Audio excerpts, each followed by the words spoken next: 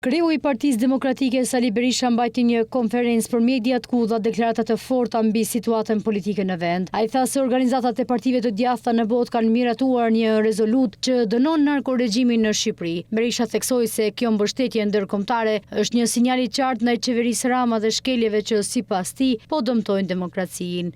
Në denoncimin e narkoshtetit të parë dhe të vetëm në Europë,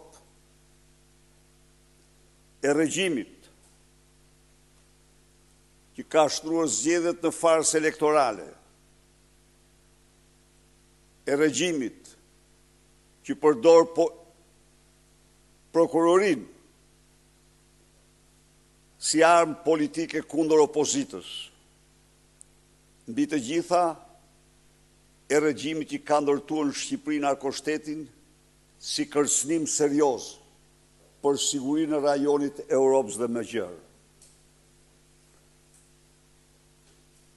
Dje në Washington, në forumin e Bashkimit Demokrat Ndërkombëtar, forum që bashkon rreth 80 parti politike të djathta dhe qendrës së djathtë, por që de facto udhëhiqet nga Partia Republikane e Shteteve të Bashkuara, që përfshin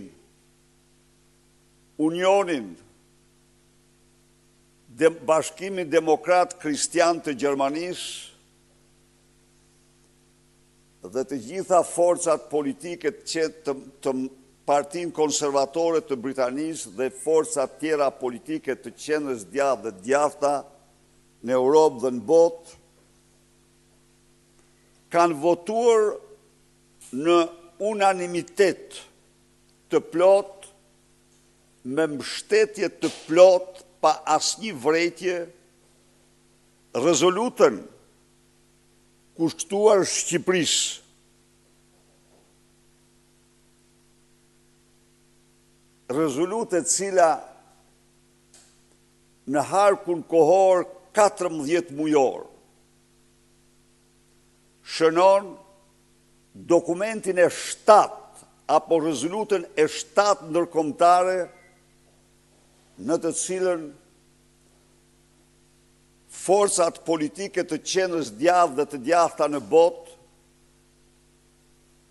kanë shprehur mbështetje të plot për opozitën shqiptare dhe popullin shqiptar ndë një regjim, narkoregjim, pra ndë një diktaturë autoritare.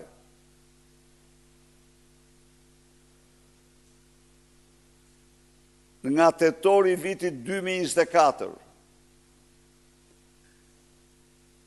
forumet apo organizatat e partive politike të qendrës djathtë dhe djathta në Europë dhe në botë kanë votuar në rezolutën e djeshme 7 rezoluta. Kryedemokrati foli edhe për turizmin, duke deklaruar se sektori ka pësuar një shok të vërtet dhe se çmimet në Shqipëri po rritën ditaditës. Ai shtoi se këto rritje po largojnë vizitorët dhe po rëndojnë mbi ekonominë e familjeve shqiptare. Gjatë fjalës së tij, Berisha theksoi se mungesa e politikave të përgjithshme ka çuar në kaos të tregut turistik dhe humbje konkurrueshmërie. Ai nënvizoi gjithashtu se qeveria, sipas tij, po injoron paralajmërimet e ekspertëve dhe po rrezikon sezonet e ardhshme turistike.